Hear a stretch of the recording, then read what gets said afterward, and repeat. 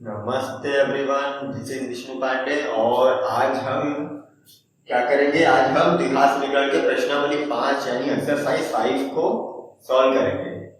तो मेरे पास यहाँ आप लोगों की क्लास बुक है और मैं उसमें से सारे प्रश्न टिक करूंगा और उससे आप लोगों को सॉल्व करके दिखाऊंगा। तो जहां भी आप लोगों का डाउट होगा वो आप यहाँ पे क्लियर कर सकते हैं। तो स्टार्ट करते हैं। तो देखो, सबसे पहला प्रश्न हमारा क्या कह रहा है कि वर्ग समीकरण बनाइए जिनके मूलों के योगफल व गुणनफल निम्नलिखित है। यहाँ पे हमें क्या करना है, हमें वर्ग समीकरण बनाना है।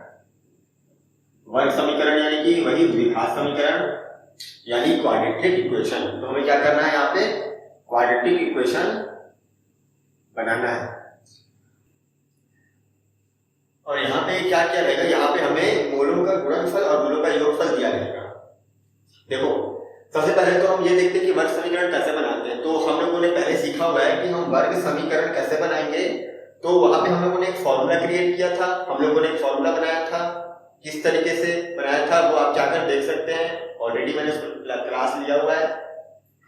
तो देखो, वो हमारा फॉर्मूला था वर्ग समीकरण का। यहां मैं लिखता हूं वर्ग समीकरण यानी द्विघात समीकरण को ही वर्ग समीकरण कहते हैं, हमें पता है। तो इसका फॉर्मूला हमने क्या बनाया था, इसका फॉर्मूला हमने बनाया था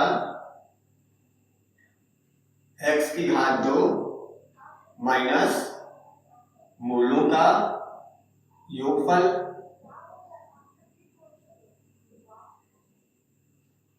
प्लस अच्छा यहां x होता है, मूलों का योगफल x प्लस मूलों का गुणनफल बराबर में 0। ये होता है हमारा, क्या होता है, ये हमारा वर्ग समीकरण बनाने का फॉर्मूला।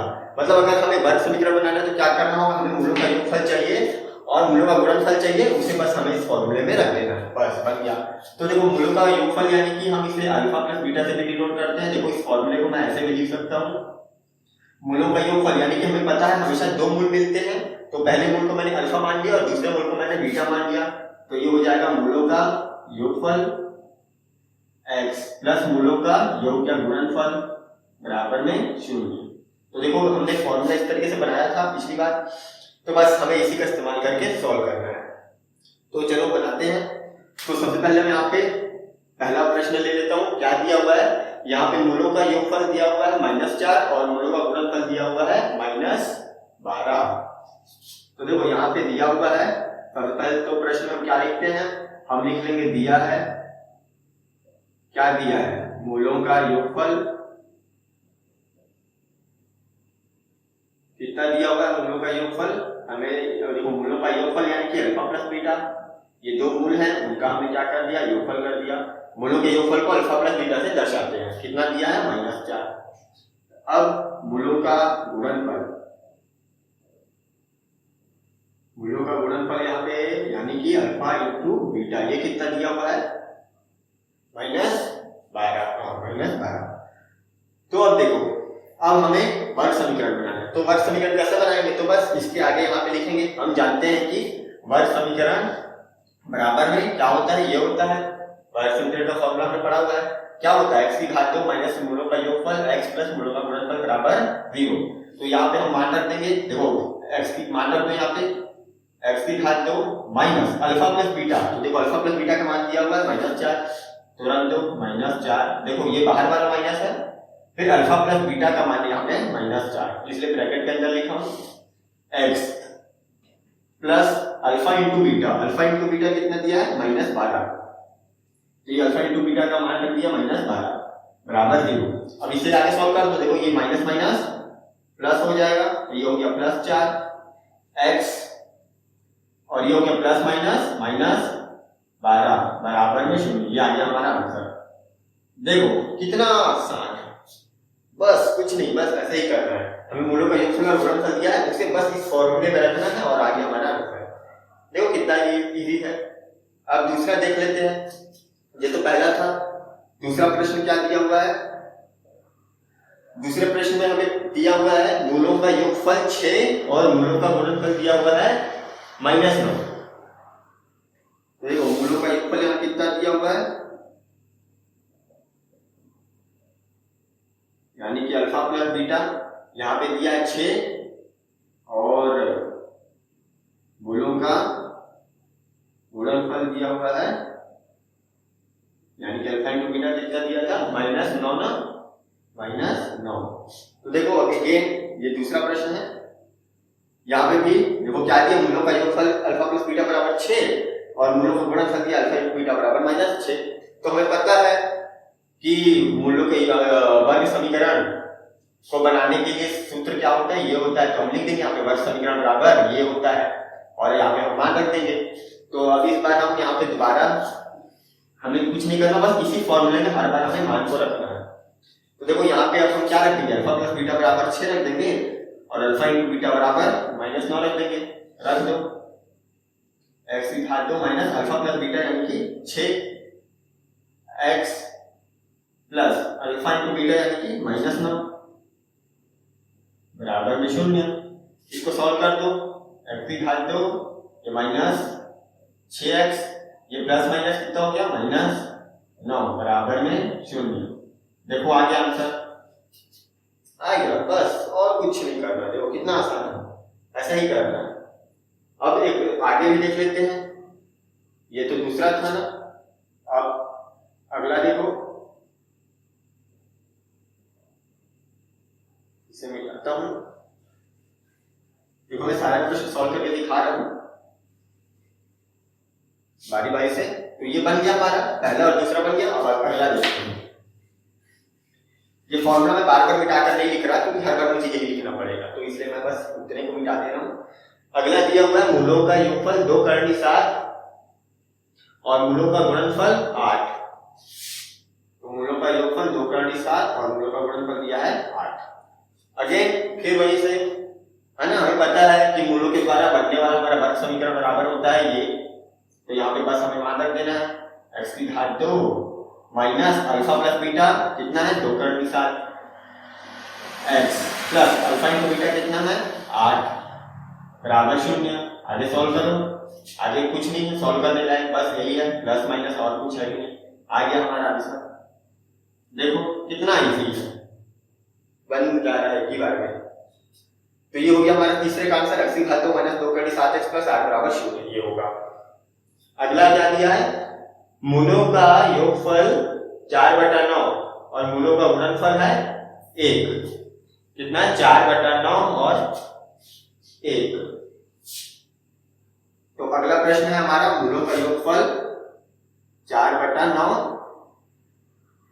और मूलों का गुणनफल दिया हुआ है 1। तो अगेन फिर से वही काम करना है।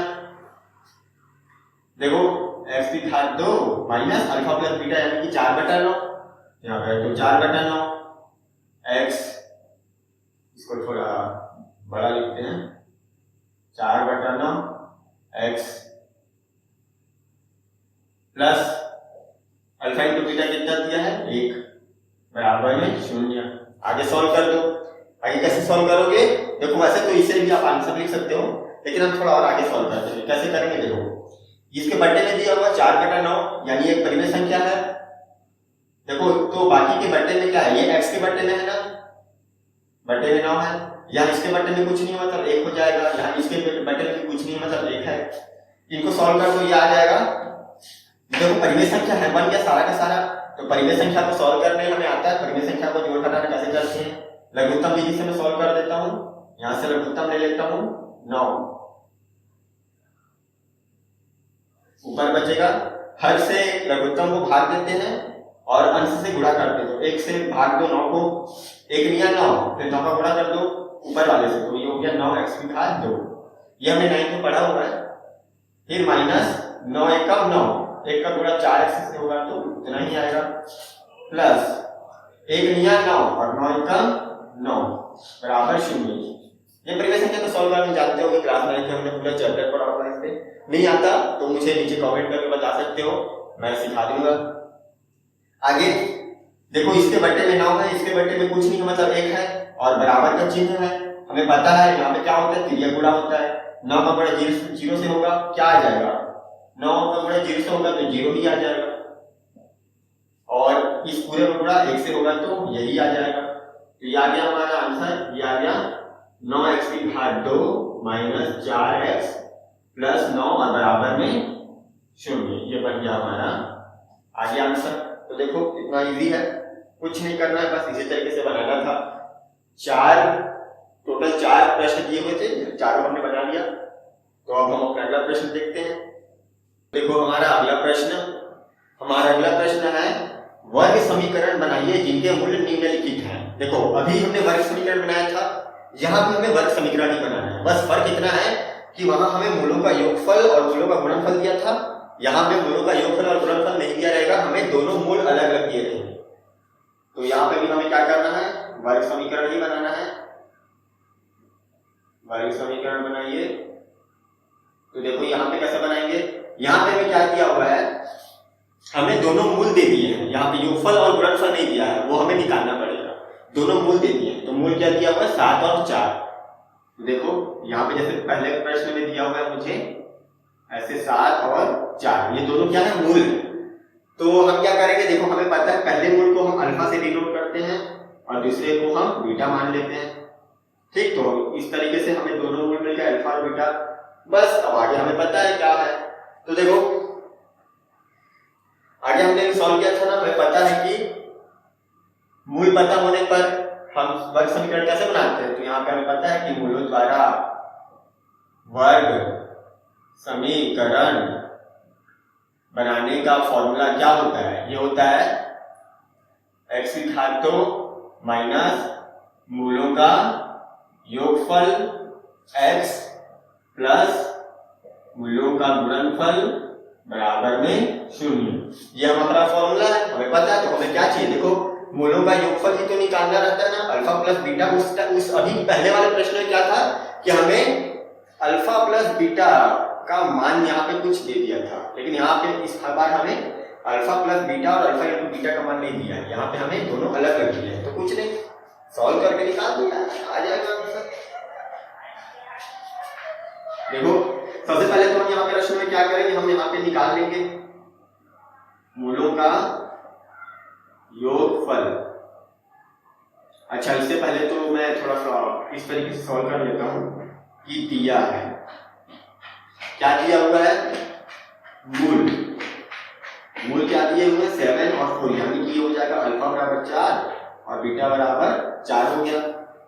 तो मैं यहाँ पे निकाल लेता हूँ मूलों का योगफल निकाल लेता हूँ, यानी कि अल्फा प्लस बीटा निकाल लेता हूँ। कितना हो जाएगा, दोनों को जोड़ दो। देखो अल्फा प्लस बीटा निकालना है ना, दोनों मूल को जोड़ दो। 7 और 4 कितना हो गया 11।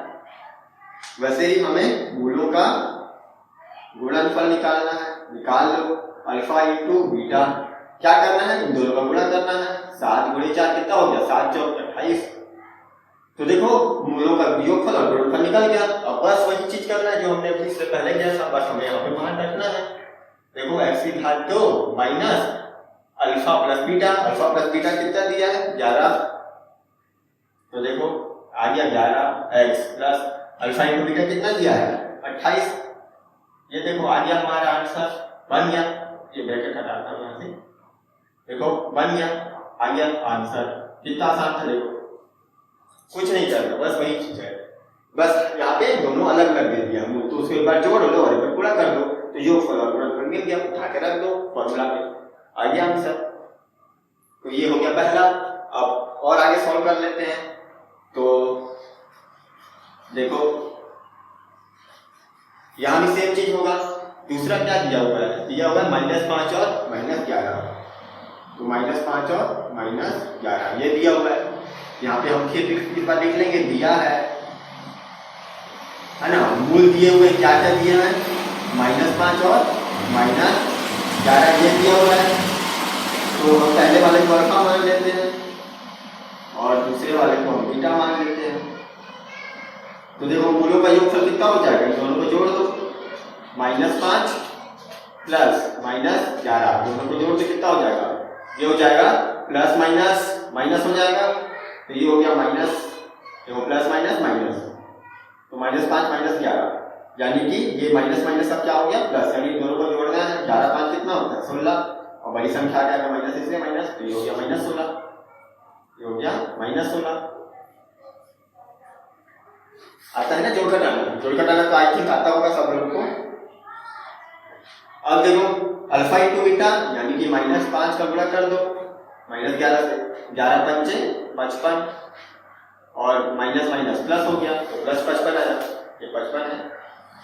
अब कुछ नहीं, यहाँ पे बस हमें मान को रख देना है। हमें पता है कि द्विघात समीकरण के मूल द्वारा वर्ग समीकरण बनाने का फॉर्मूला होता है ये, तो मान को रख दो।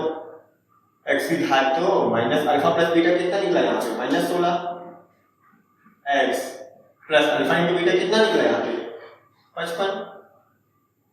आ गया आंसर, देखो ये माइनस माइनस प्लस हो जाएगा तो प्लस 16x और प्लस 55 बराबर में 0। आ गया हमारा आंसर।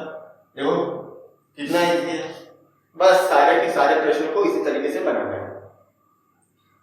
तो देखो बन गया, बना लोगे बाकी को, मैंने 2 बनाकर दिखाया, चाहो तो उनको एक और दिखा देता हूँ। तीसरा है -2 और 4, ये आप लोगों के लिए है, कुछ नहीं बस वही चीजें करना है। देखो यहाँ पे क्या हो जाएगा, यहाँ पे हो जाएगा आपका -2 और 4, तो एक बार इन दोनों को जोड़ दो तो ये आ जाएगा आपका 2, माइनस प्लस माइनस 4 में 2 गया 2, और एक बार इन दोनों को क्या करोगे गुणा कर दोगे तो ये हो गया -8, उठा के बस यहाँ पे मान रख दो। इसका आंसर आ जाएगा x की घात 2 और ये यहाँ पे कितना है -2x और प्लस माइनस से माइनस हो जाएगा तो ये आ गया आपका आंसर। इस तरीके से बनेगा, ठीक है। ये आपको बनाकर देखना, ये बहुत इजी है। उसके बाद एक और अगला दिया हुआ है 12 और -24, इसे भी आप बनाकर देखना। तो ये 2 आप लोगों के लिए होमवर्क है, आगे मैं बनाकर दिखाता हूँ। आगे ये वाला बना देता हूँ, ये भी वही चीज है।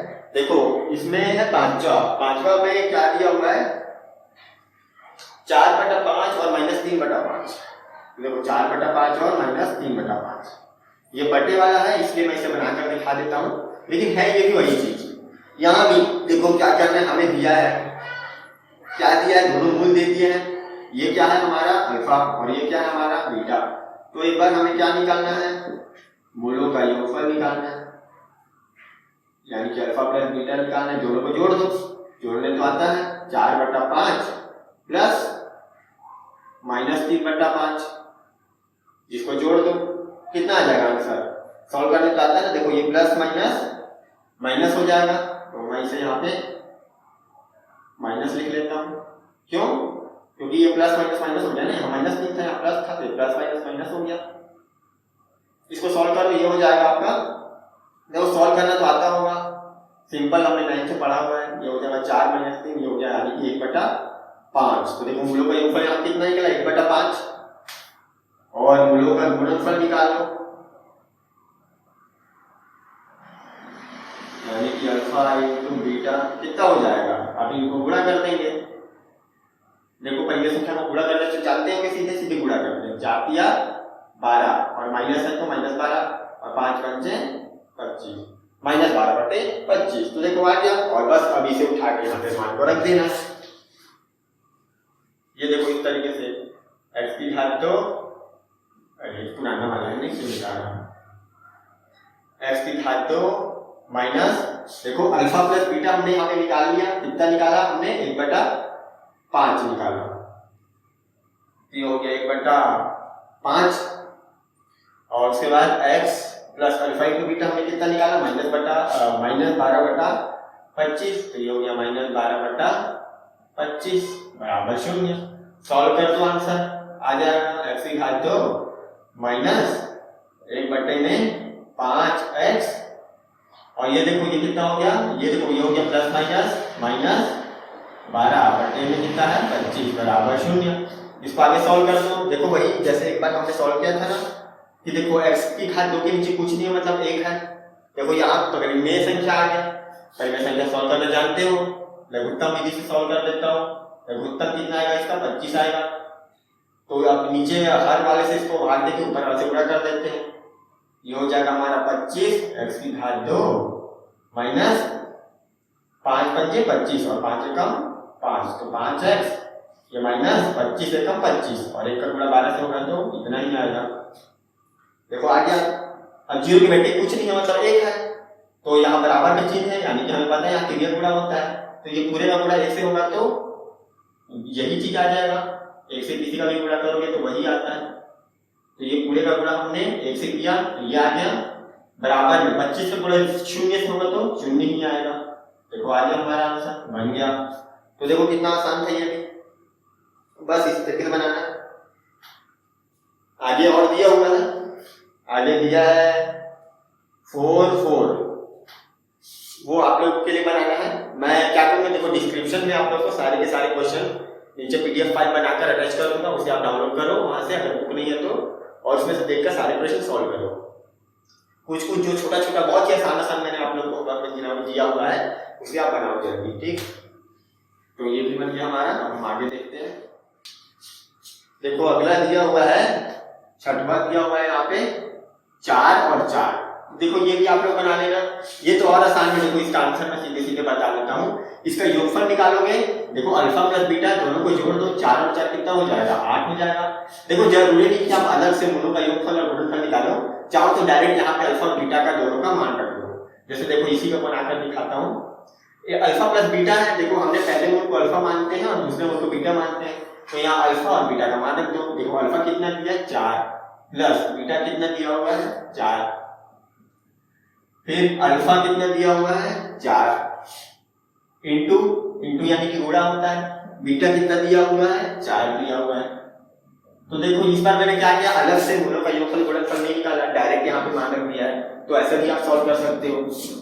ये हो गया 4 और 4 8 और 4 चौक 16। देखो आ गया आंसर। ऐसे खा दो -8 प्लस 16 बराबर 0। तो इस तरीके से भी बना सकते हैं। तो अब हम आगे देखते हैं। आगे दिया हुआ है -1/3 और 2/5। क्या दिया -1/3 और 2/5। तो ये हो गया हमारा अल्फा, ये हो गया बीटा। इसे आप लोग बनाना, अभी मैंने बटन बनाकर दिखाया ना, अब इसको आप लोग सॉल्व करो। ये बहुत आसान है, ये भी बन जाएगा। देखो यहाँ पे मूलों का योगफल मैं निकाल के वैसे दिखा देता हूँ, क्योंकि कई लोग क्या है नहीं बना पाते हैं ना, तो चलो कोई बात नहीं। मूलों का योगफल यहाँ पे मैं निकालता हूँ। देखो अल्फा प्लस बीटा, मैं सीधे बताता हूँ क्या हो जाएगा। ये हो जाएगा, इसका लघुत्तम के द्वारा सॉल्व कर देता हूँ। -1/3 प्लस 2/5 निकालोगे तो नीचे लघुत्तम ले लिया 15 आ गया। ये हो गया -5 प्लस 3 दूनी 6, तो ये आ जाएगा आपका 1/15। और जब मूलों का गुणनफल निकालोगे यहाँ पे तो ये हो जाएगा, गुणा कर दो। गुणा कैसे होता है, सीधे सीधे होता है। ये हो जाएगा -2/15। तो देखो मैंने निकाल के दिखा दिया, इसका मान को यहाँ पे रख दो। तो ऐसे दिखा दो अल्फा प्लस बीटा कितना आया 1/15 और अल्फा इंटू बीटा कितना आया -2/15। देखो इसका आंसर आ जाएगा। देखो आ गया ना, कितना आसान है ये सब आप लोग को दोबारा एक बार बनाकर देखना है ना, बिना देखे दोबारा कॉपी बनाकर देखा करो, मैं हमेशा कहता हूँ। अगला दिया हुआ है 8 और 3। अगला दिया हुआ है 8 और 3। तो हमने 8 को अल्फा माना और 3 को बीटा माना। देखो इसका भी आंसर आ गया। अल्फा प्लस बीटा यानी 8 और 3 कितना हो जाएगा 11 प्लस अल्फा इंटू बीटा 8 दिया 24, आ गया आंसर। इसके बाद दिया हुआ है, इसको मैं बना के दिखा देता हूं। देखो करनी 3 -7 और करनी 3 प्लस 7, ये दिया हुआ है। अगला दिया हुआ है कौन सा है, ये है 9वां, करनी 3 -7 और दिया है करनी 3 प्लस 7। हाँ ये करनी के बाहर इस तरीके से है ना, ये पूरा करनी में नहीं है, सिर्फ 3 करनी के अंदर है। यहाँ पे भी सिर्फ 3 करनी के अंदर है और -7 बाहर है। तो ये हो गया मेरा अल्फा और ये हो गया बीटा। अगेन वही चीज करना है। सबसे पहले हमें मूलों का क्या निकालना है, यहाँ पे योगफल निकालना है, यानी अल्फा प्लस बीटा निकालना है। तो इन दोनों को जोड़ देंगे, करनी 3 -7 और प्लस करनी 3 प्लस 7। देखो इन दोनों को हम सिंपल जोड़ देंगे। तो यहाँ पे ब्रैकेट को हटाओ। कैसे जोड़ते हैं, तो देखो करनी वाला आपस में जुड़ेगा और बिना करनी वाला आपस में जुड़ेगा। तो सबसे पहले जोड़ दो, करनी 3 और करनी 3, ये हो जाएगा 2 करनी 3। और देखो ये -7 और +7 तो कट गया, तो क्या आ गया 2 करनी 3 आ गया। अल्फा प्लस बीटा बराबर 2 करनी 3। अब मूलों का गुणनफल निकाल लो।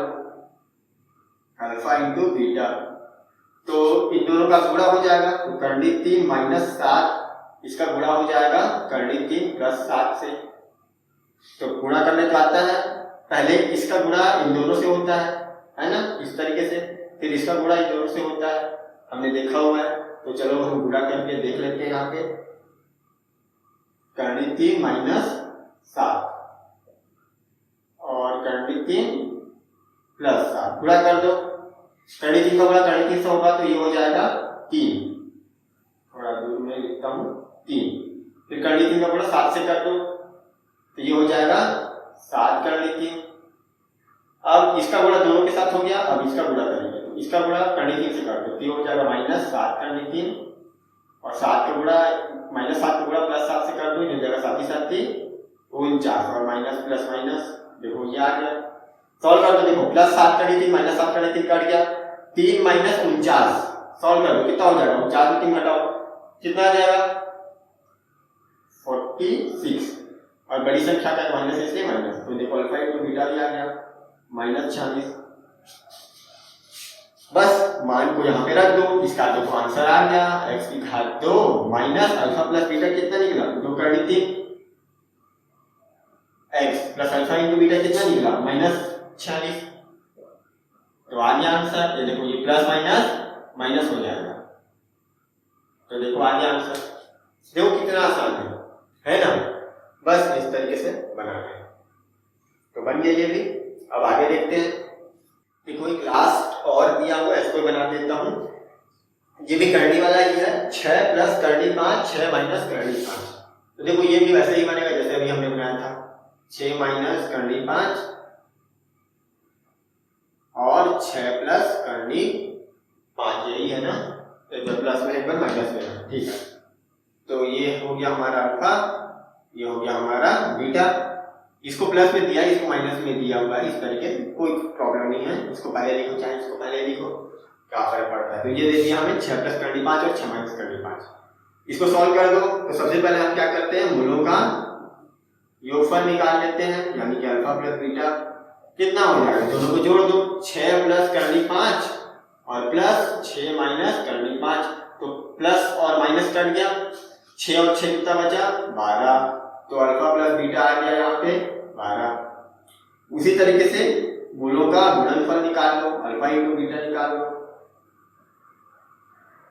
क्या हो जाएगा, चलो गुणा कर दो, 6 प्लस करनी 5 गुणे में 6 माइनस करनी 5 गुणा कर दो, 6 6 36, 6 का गुणा माइनस 5 से कर लो तो माइनस 6 करनी 5, इसका गुणा इसके साथ हो जाएगा 6 करनी 5 और ये हो जाएगा 5 का गुणा करनी 5 का गुणा करनी 5 से होगा तो ये हो जाएगा 5 और प्लस माइनस माइनस आ गया।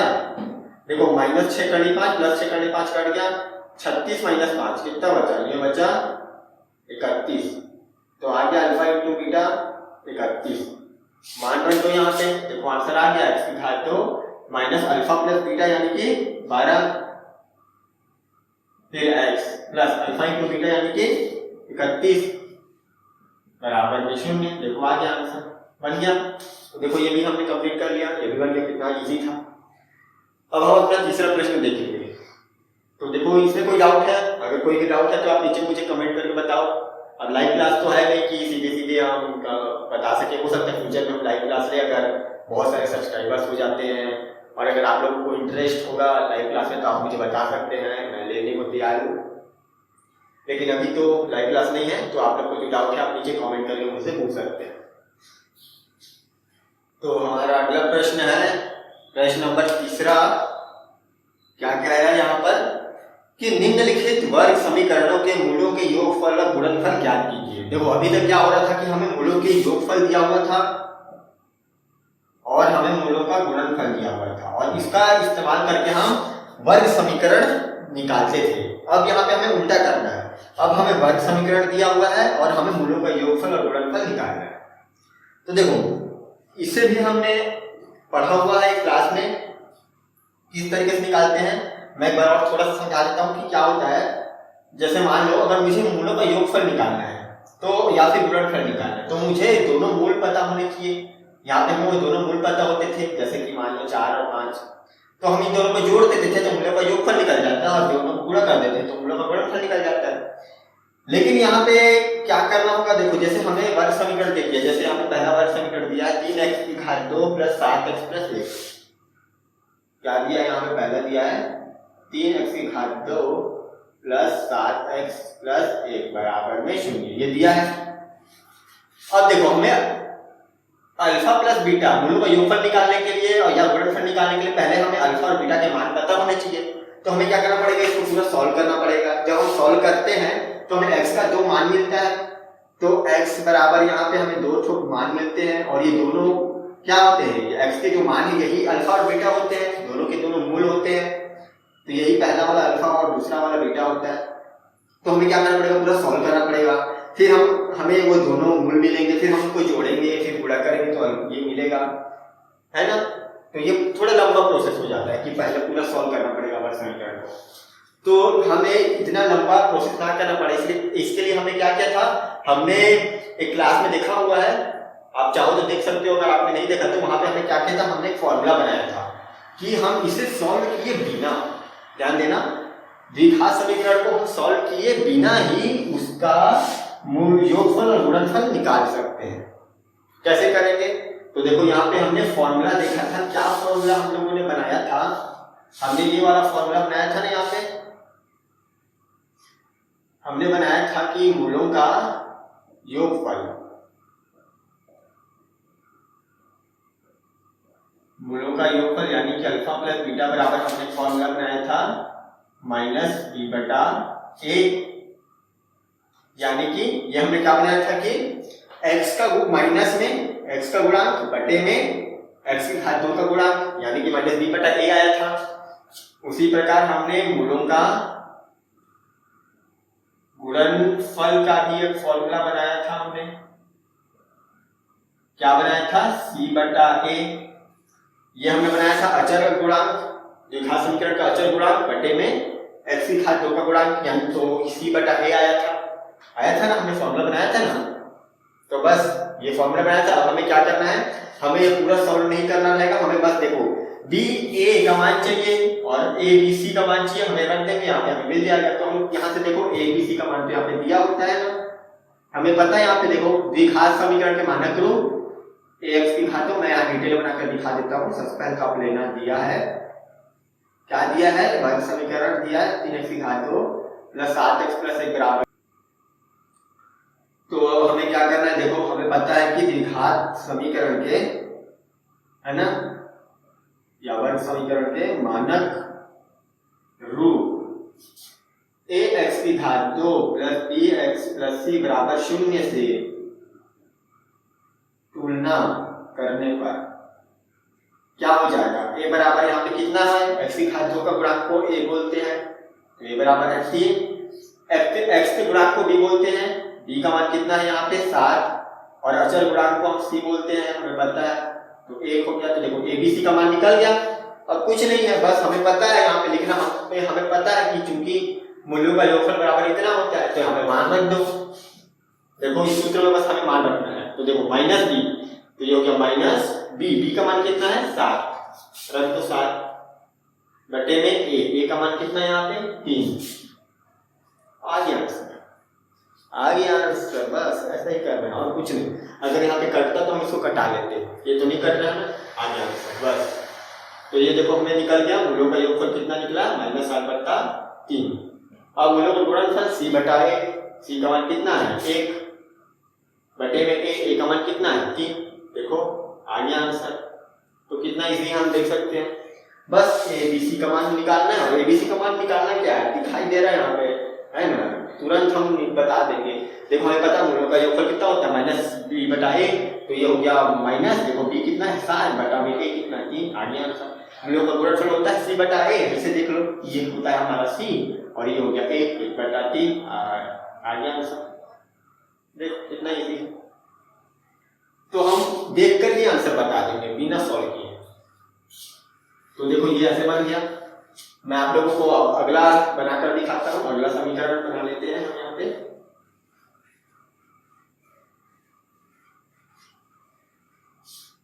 तो अगला समीकरण देखो यहाँ पे है 2x की घात 2 माइनस 2x प्लस 3,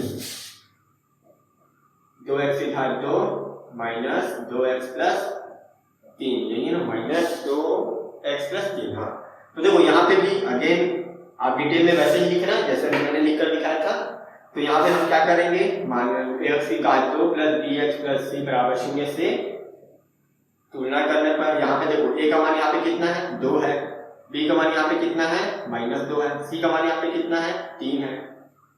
तो देखो abc का मान निकल गया, निकालने की जरूरत नहीं था, हम सीधे सीधे देख सकते हैं। यहाँ पे मूलों का योगफल कितना होता है -b/a, यानी कि ये हो गया माइनस b का मान कितना है यहाँ पे देखो -2। यहाँ पे हम जो मान लेते हैं वो चीजों के साथ लेते हैं, हमें पता है, हम काफी समय से सॉल्व करते आ रहे हैं। तो देखो यहाँ b का मान कितना निकला है -2 निकला है ना, तो ये वाला पहले वाला ये माइनस और ये b का मान -2, ठीक। तो ये माइनस माइनस यहाँ कितना हो जाएगा प्लस हो जाएगा। a का मान कितना है, a का मान है 2, तो देखो ये माइनस माइनस हो गया तो ये प्लस हो गया, तो 2/2 इसको सॉल्व कर लो, 2 का 2 यानी कि आ गया 1। तो देखो मूलों का योगफल 1 आ गया। वैसे ही मूलों का गुणनफल कितना है c/a, तो c का मान है कितना 3 है, देखो यहीं से दिख रहा है 3 है, a का मान कितना है 2 है, आ गया आंसर 3/2। देखो कितना इजी है, बस ऐसे ही बनाना है। तो हम आगे देखते हैं।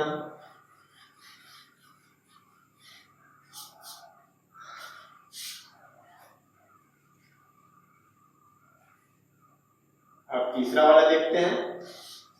अगला दिया है 3x की घात 2 माइनस 5x माइनस 2, 3x की घात 2 माइनस 5x माइनस 2 बराबर में 0, माइनस x 5x माइनस 2। हाँ देखो इसे भी हम सॉल्व कर लेते हैं। यहाँ पे -b/a, तो ये हो गया माइनस b का मान कितना है -5, ये तो ये माइनस माइनस कितना हो जाएगा, ये हो जाएगा प्लस, तो मैं सीधे इसको +5 कर लेता हूँ। तो ये हो गया 5/a, a का मान कितना है 3, देखो आ गया आंसर। वैसे ही c/a गुणनफल देखो c/a -2/3 आ गया इसका आंसर, c का मान -2 और a का मान 3, देखो आ गया। बस ऐसे ही बनाना है। अगला एक और देखो, चौथा दिया हुआ है 2x की घात 2 माइनस 2 का 6x प्लस 3 बराबर 0।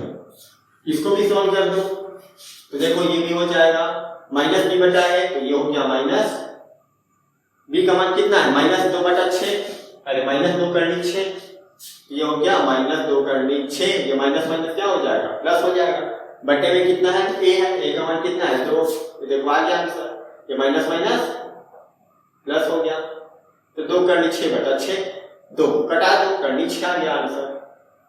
देखो कितना आसान है। वैसे ही गुणनफल है c/a, यानी कि 3/2, आ गया आंसर। देखो ये भी बन गया। अब हम लास्ट से एक बचा है उसे भी बना लेते हैं। पांचवा क्या दिया हुआ है, x की घात 2 प्लस 6x माइनस 2, x की घात 2 प्लस 6x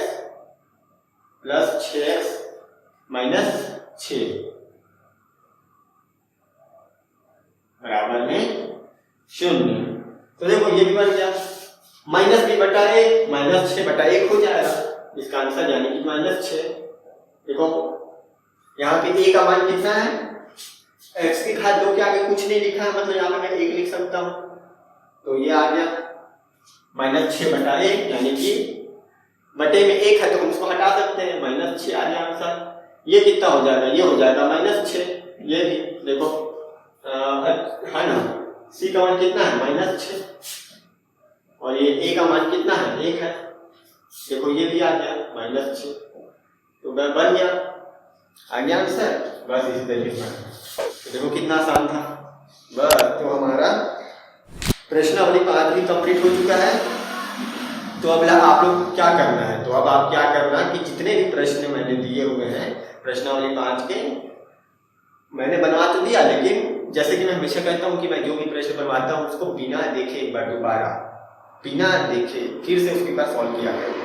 इससे क्या होगा, आप लोग का प्रैक्टिस होगा। जो भी आप लोग गलती कर रहे हो, जो छोटा छोटा गलती होता है जो हम अक्सर कर देते हैं, वो आप लोग आसानी से पकड़ पाओगे। कैसे, क्योंकि मैंने उसका सॉल्व करके दिखाया हुआ है। तो जहाँ पे भी गलती करोगे तो यहाँ आकर एक बार देख लेना कि हाँ यहाँ पे गलती हो रहा है। तो इस तरीके से आप अपनी गलतियों को पकड़ते हुए बनाओगे जब, तो बहुत ही आसानी से आप लोग प्रैक्टिस कर पाओगे, बहुत आसानी से।